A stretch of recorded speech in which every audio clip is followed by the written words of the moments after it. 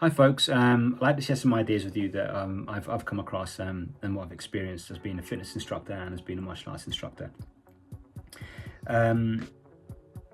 We can all agree that it takes a lot of repetition to hardwire some of these exercises down, right? Sometimes when people exercise in a manner which is A plus B equals C, like technique based, or you can go attributive based. So what does that mean? Well, people who play soccer tend to be very good at kicking ankles, knees and thighs. People that play badminton and tennis, very good at backhand, forehand slashing motions. Can they be used martially? Absolutely. So how do we develop that with people who don't have that skill set?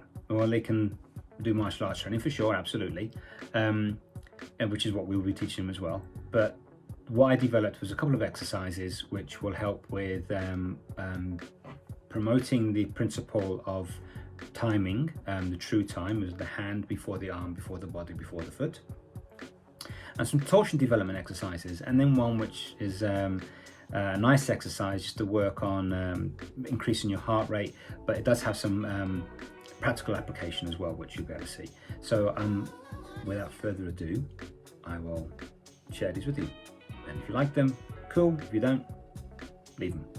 Okay, so the first exercise I'm going to kind of show you is to help people understand the principle of true time, the hand before the body, before the foot. And you know, if you can work this into like a warm-up or into exercises, it's a really good way of anchoring it into people's physical ability, right? So it doesn't just be, so it bleeds through from the principle into the physical understanding. So you know, I grok this, right? So if you look at how we break this down into small motions, you'll see how easy it is to share. But the benefit of this is it's a really good way of getting your heart rate up in a non-martial manner. So you can do it in the gym, quite simple, before you go and do anything else, right? But the thing is that we're practicing these things over and over and over again, and this is how you want to hardwire this into your body's ability to do something, right? Okay, you want to get that to be second nature or first nature, instinctive, right? So I'm just going to show you now.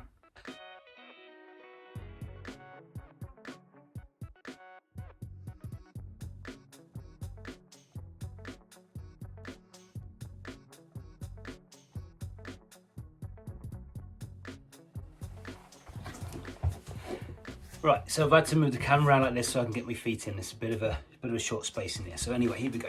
So from the side, what you can see is that I'm going to lift up my left heel, and at the same time, I'll tilt my hips underneath to get the alignment to push upwards. Lift up this heel here, and what this does, this tells me that the pressure is on the ball of my foot, which allows me to push forward here and step forward with this leg. I come back to neutral, lift the opposite heel up, keep the alignment for the hips. Push from the ball of the foot here, this leg steps forward.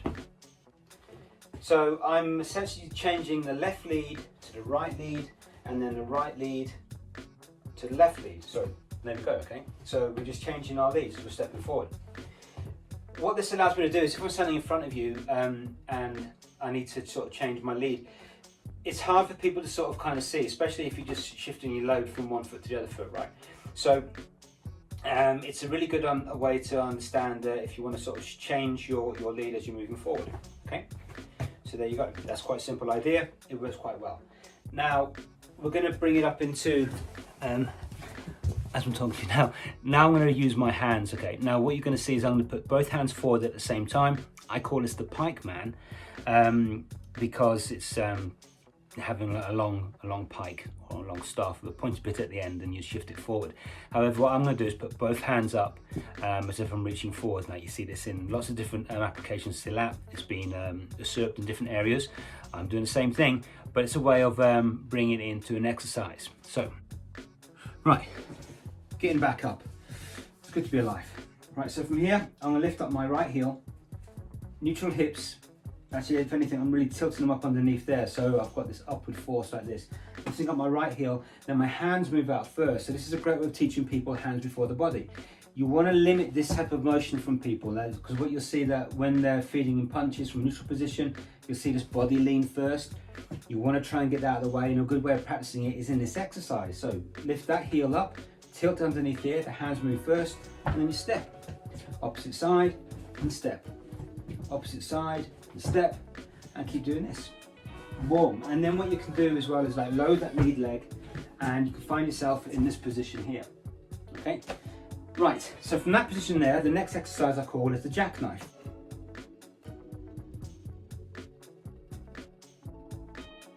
So I'll just change myself here. From here, what we're going to do is have a compression, or bring our arms down here and bring the rear knee up underneath. We don't want to lift ourselves up, we want to anchor ourselves down and bring this in and drive it in this way here. Now, if I'm in a gym, we can hold this stuff, and we can be in the same position, and we can work a nice exercise, and people just think we're doing a functional thing.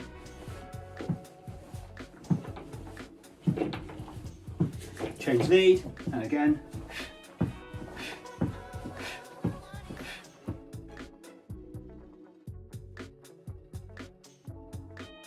For torsion development, feet are just outside hip width. Make sure that your knees track over your toes. Now, you don't have to use these. You can use just some weights in your hands. These are my torque blades. Go into squat position here, and from here I'm going to stand up and start to slice with the blade. Noticing that the blade is in line with my elbow and my hip. From there it rotates. I lean back, making sure that my hips are pointed upwards.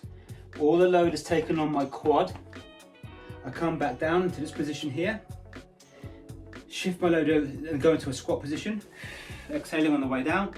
As I come up, I inhale and repeat the exercise on the opposite side to here. Again, the load is on my quad. And then down. And what we're getting is a rotation of the hips. And as I'm doing this, I'm actually twisting that leg back and around. So now my foot is facing this way and my heel is raised. So I was bringing the camera in so you can see that. So what you see from the squat position is I'm going down here, I come up and I slice up to here, putting the load over this way, lifting that leg up, basing it down again, squatting down, slicing back up and putting the load over this leg here. And then down again.